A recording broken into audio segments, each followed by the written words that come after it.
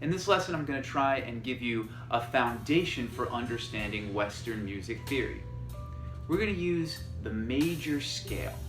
A lot of times people think of musicians as magicians and music as magic. Therefore, they think of music theory as being something mystical and hard to understand. So being able to clearly understand the foundational elements and the vocabulary that relates to music theory, the English words, will help you understand music theory. So I'm not going to assume you know what these words mean, but I will assume that you've watched my other videos, which will help you build upon the previous information and material to then understand the new information and material. So last time we talked about the chromatic scale, and I'm going to assume you learned the names of your notes. And today I'm going to tell you that probably the most common way to begin understanding music theory is by understanding the idea of intervals. Now, intervals, we talked about them last time, are distances between the notes. And the most common way to organize intervallic information is the use of scales. So scales are simply taking a series of intervallic distances from a starting note or pitch, which we'll call the root, and then using that order to get to the same note. We talked about the chromatic scale, which is all half steps. Today we're going to talk about the major scale. The major scale starts on a root note, whatever pitch you use, and then goes this intervallic order: whole, whole, half, whole, whole, whole, half. Meaning if I start on the note C on my A string, and I go one whole step to D, and then I go another whole step to E, then I go a half step to F, then a whole step to G, a whole step to A, a whole step to B, and then another half step, I end up back at C. Start on a pitch and go whole, whole, half, whole, whole, whole, half. That's an ascending C major scale. I could do that from any note. Let's start on a G. I'm starting on a G on the E string on my bass. G to A is a whole step. A to B is a whole step. B to C is a half step. C to D is a whole step. D to E is a whole step. E to F sharp is a whole step. And F sharp to G is a half step. That's a G major scale. Why is it a G major scale? Well, the G in the name G major scale tells us that the root note is G, the starting pitch of the scale is G. The term major scale means whole, whole, half, whole, whole, whole, half. And the notes within the G major scale, G, A, B, C, D, E, F sharp, G, tell you that you are in the key of G. Just like the notes C, D, E, F, G, A, B, C, whole, whole, half, whole, whole, whole, half, from the starting pitch C, tell you you're in the key of C, or C major to be more specific. So for beginner music students, when someone tells you you are in a particular key, most likely what they're referring to, if they know what they're talking about, is they are referring to notes that are in that key's major scale. So if someone says they're in the key of C, that means the melodic content in the song likely include the notes in the C major scale. And they also mean that the related chords in that song, for the most part, are in the key of C. For you guitar and bass players, let's just get our technique down so that we can understand the basic way of playing this. Typically, when you play a major scale, you'll play the root note starting with your middle finger. So I'm going to put my middle finger on this C here on the A string. Then to go a whole step to D, I'll play with my pinky, C to D. Now to get the E, I could shift to the same string up a whole step, or I could grab it right here on the D string. C, D, E, then a half step to F, then a whole step to G. Now just like I did before, instead of shifting up to the A on the same string, I'm going to get it here on the G string. A, there's a whole step to B, and a half step to C. C, D, E, F, G, A, B, C. It's a very common fingering that you need to get used to. Then of course anything that goes up in music must come down. Practice everything ascending and descending, just like we did with the chromatic scale. Try to practice always in time and with different dynamic articulations. I'm going to play, treat this as quarter notes here. 1, 2, 3, 4 quarter notes, meaning the bar has 4 beats, and each beat is a quarter of that bar, therefore they're quarter notes. Now I'm going to place one note per quarter note.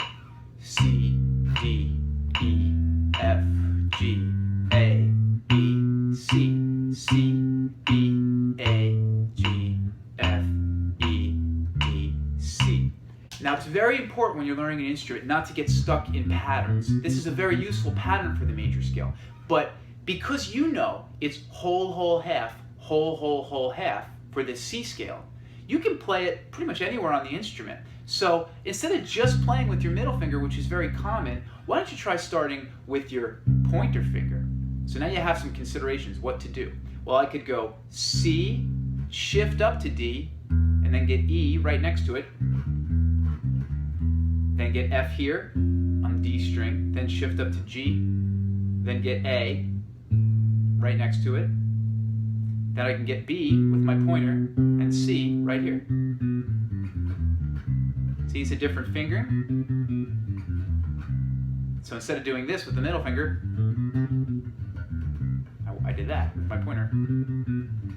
Now the difference there is that there's a shift. Usually, when you're playing melodies, passages kind of jump around the scale, and so you need to be able to move around the instrument, the bass or the guitar in this case. You could even try grabbing it in a totally different place. I'm going to use the C here on my E string, and I'm going to start with my pinky. Okay? Now most bass players won't do this. They'll start with their first or their second finger. I'm going to start with my pinky, and I'm going to go C and then get D on the next string, and then E and F. You can see that, then G, A, then I'm going to grab B here with another shift, and C.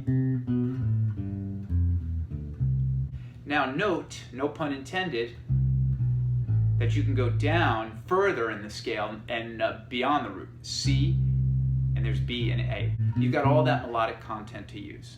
Do this in every key. Don't just do it in the key of C and then get used to it once you get the pattern down. You can move the patterns around, different patterns, not just the single pattern that you're comfortable with. Try different ones. Let's start by moving the major scale chromatically around the bass. So that means I'm going to move the whole scale up and down half steps. Start in C,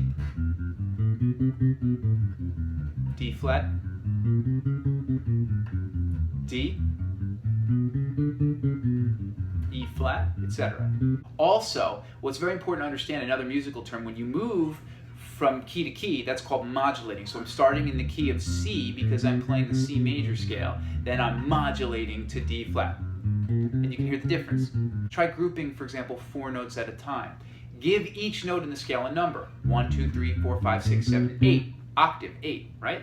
Let's try doing groupings of 4 and doing this pattern. 1, 2, 3, 4, 2, 3, 4, 5, 3, 4, 5, 6, 4, 5, 6, 7, 5, 6, 7, 8, and then descending. 8, 7, 6, 5, 7, 6, 5, 4, 6, 5, 4, 3, 5, 4, 3, 2, 4, 3, 2, 1. And you keep going. 3, 2, 1, 7, down an octave from the 7th up here. Now for a fun exercise, what I'm going to do, I'm going to try to be funky moving in half steps. So.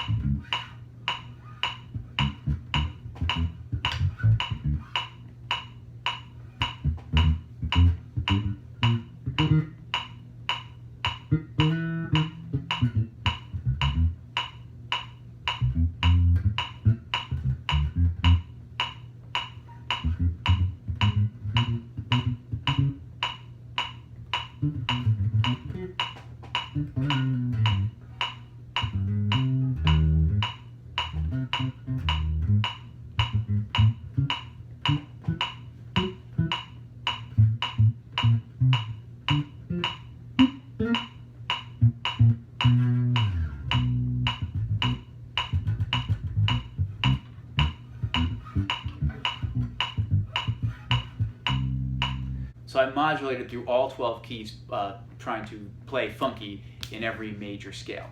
Now next time I'm going to show you how to harmonize a major scale so that you can understand when someone says you're in a particular key, which chords work in that key. Now remember, all rules are made to be broken. So don't get too wrapped up when someone says you're in the key of C with just playing C, D, E, F, G, A, B, C. There could be moments in the song where the song modulates or when there are chords that are not in the key, which is very common in all styles of music. Have fun with this stuff. You know, again, play with the metronome, play different styles, try different dynamic approaches.